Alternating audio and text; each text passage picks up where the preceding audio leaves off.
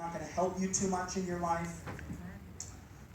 Medium hope students had pretty good grades, 3.33. And high hope students had 3.57. So this is the 90th percentile. So that's quite good. So it turns out that hope is very powerful in predicting people's grades. Let's talk about psychotherapy or mental health care. Ooh, it's getting a little cooler in here. That's good. First of all, hope is highly related to depression. People who have these three conditions for hope to thrive, set in their lives, tend to be less depressed, less prone to clinical depression, etc. They're more resilient. So lots of bad things happen in our lives. We all encounter traumas and tragedies. We lose people that we love. We encounter failures and obstacles and problems in our lives. And it turns out that people who are high in hope cope with this better.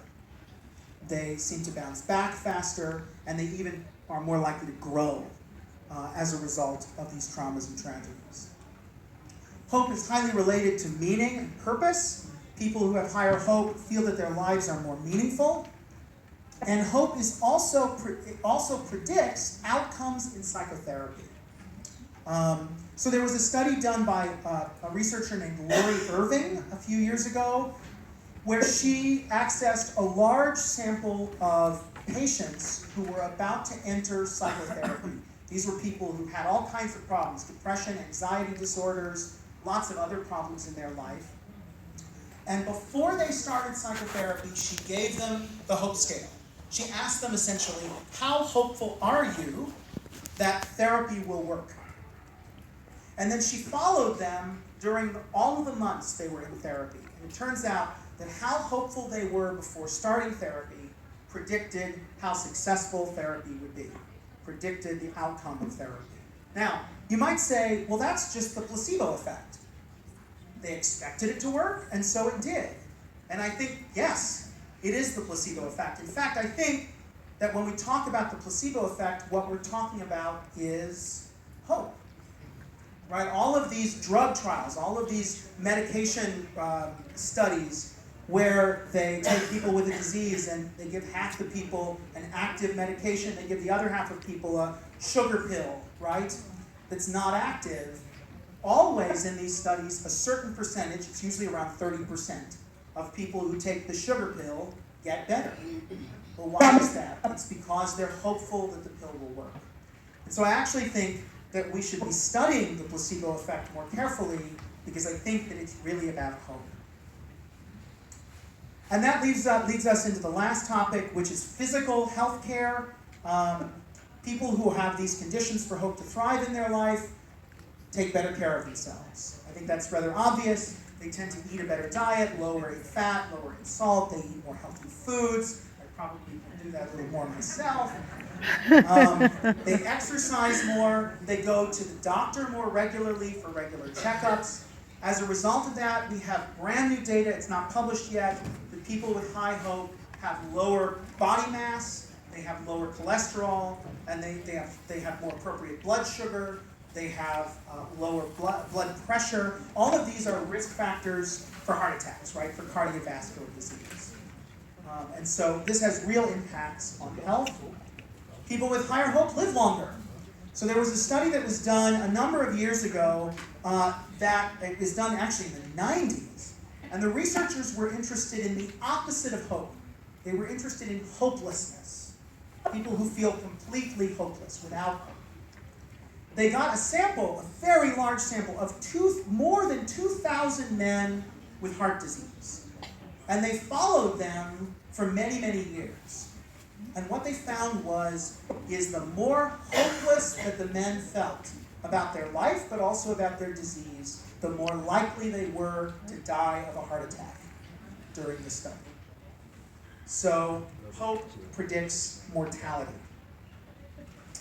There's lots of hope. There's lots of research on hope and cancer as well. Now, I need to be careful how I talk about this research, because there are not any studies yet that show that hope cures cancer. I wish there were, but there aren't. Hope doesn't seem to be quite that powerful. However, there are lots of studies that show that hope helps people to cope with cancer better.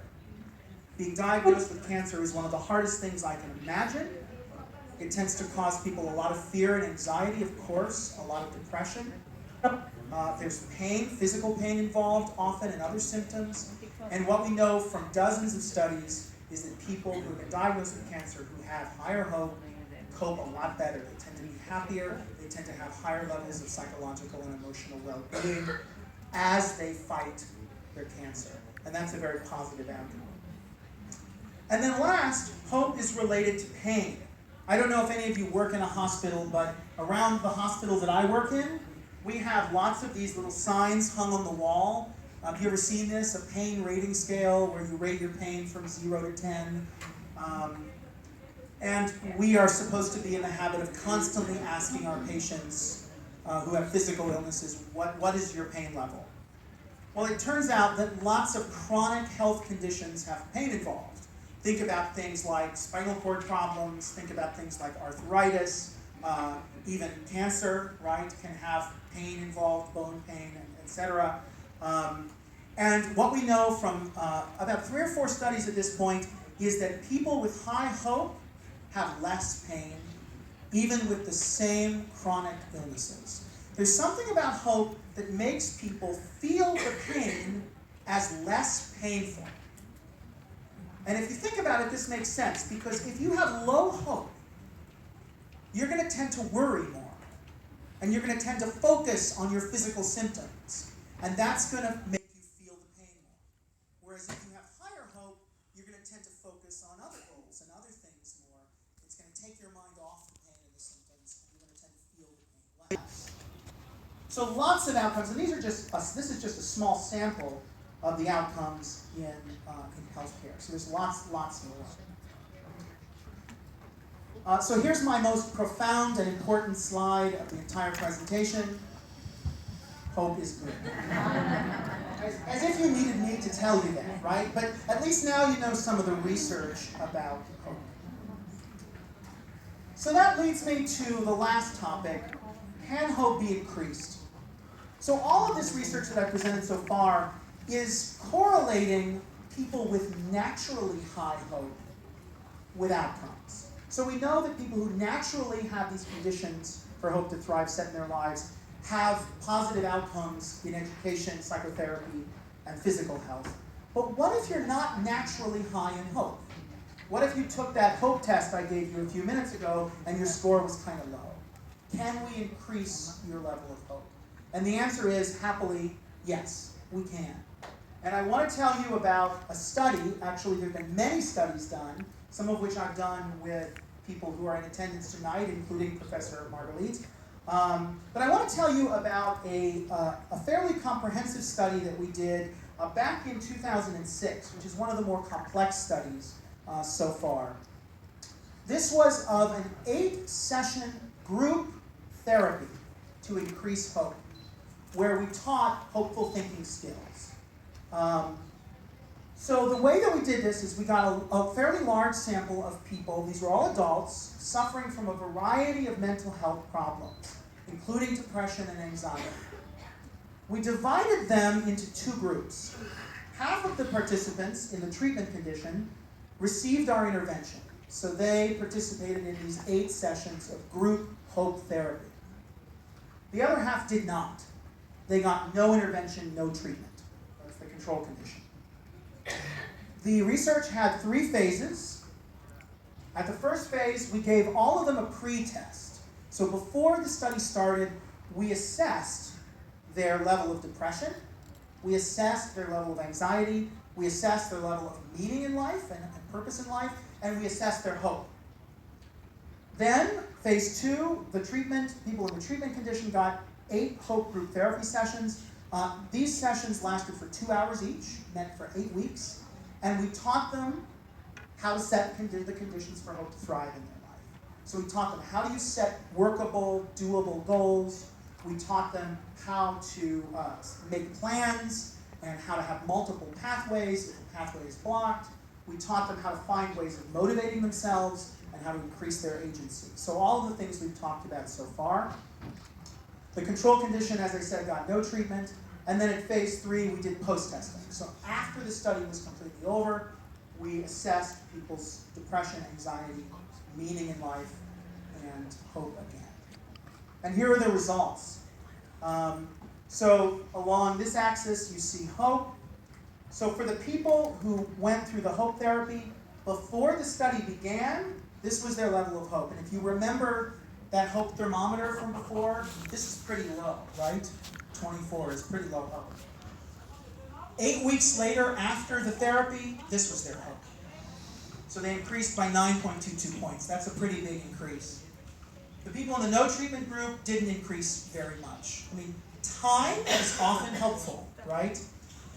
But it was only a 3.71 point increase. So hope therapy is much more helpful than time. What about for meaning and purpose? Even a more dramatic result, the hope therapy group increasing in their meaning and purpose by more than 11 points, and the no treatment group increasing hardly at all. For depression, you can see it lowered their depression quite substantially from before to after, and the people who received no treatment barely moved in terms of their depression. And for anxiety, again, a fairly big result, big decrease in hope, and for this, pretty much the same. It's interesting that before the treatment, the people in our no treatment group actually were a little higher, the people in the hope therapy group were actually a little higher, but afterwards they ended up even lower than the people who went through no treatment. And for those of you who like statistics, these are all statistically significant, and they are medium to large effect sizes. So this is pretty powerful stuff. This isn't the only study. Here are a bunch more. Some of them you'll recognize names in this room. We continue to do a lot of research on this. Most of this research is actually not on the 8-session therapy. We have developed a 1-session therapy, a 90-minute workshop that we have done with university students around the world. We've done it here in Israel. The first study was at my home university, at Santa Clara University. It's been done in Spain. It's been done at the University of Alabama with nursing students. It's been done at Florida State. It's been done really all over. And what we find is in 1 session with university students, we can increase their hope, we can increase their chances of accomplishing their goals, and we can even increase their GPA. We can increase their grades in the longer term. So pretty powerful stuff. And if you're curious about the techniques and things in this studies, I'm always happy to answer questions and talk with you afterwards. So in the last maybe 3 or 4 minutes that I have before I get off the stage, I thought that I would take some time with the question, what can I do? Because maybe after listening to this, we've talked about what hope is, why it's important in terms of outcomes. I've told you that it's changeable. You might be wondering if your hope score is a little bit low, or if you know someone whose hope is a little bit low, or if the patients or the students you work with have low hope, how can you increase it? Well, there's no way I can give you all the techniques that we use in therapy in 3 or 4 minutes, but I thought I would share with you 4 simple tips, 4 things that you can do in your lives and you can share with others that you can do very quickly. These are things you can do in 1 minute or less. And that we know through the research, if you do them regularly, you will slowly increase your hope over time. So the first one is don't be afraid to hope. I was talking to a reporter here in Israel who's writing a story for a newspaper a few days ago. He's writing about this conference. And he said to me, that when he was little, he was given the advice, don't get your hopes up, right? Don't hope too much, because if you have too much hope, it will backfire, and it will mean you're less likely to accomplish your goals. In English, we have the saying, don't jinx it. You're jinxing it by having too high a hope. And then if you do fail, you're going to feel even worse. Does that sound familiar to people? Well, I want to tell you that is not true. There have been 7 studies now that have tried to find that, and all of them have failed. In fact, there does not seem to be anything dangerous or problematic about having goals, pathways, and agency. It doesn't lead to more disappointment.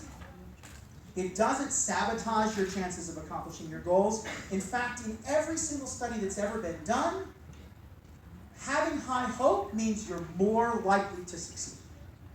So don't be afraid to hope. Second, set personally meaningful goals.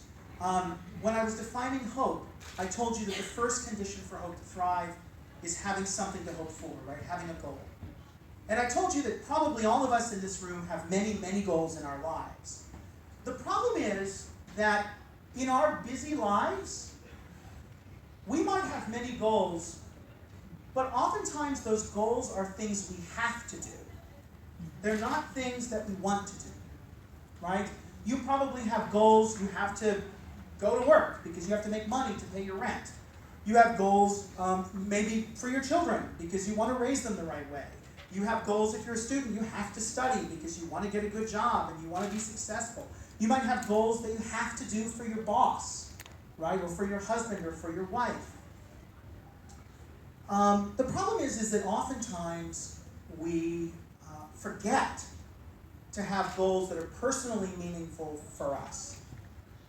And so my encouragement to you would be to ask yourself before you leave this auditorium today, if you're in that position where you don't have many goals in your life that are personally meaningful to you, are all the goals that you're pursuing things you have to do, not things that you truly want to do?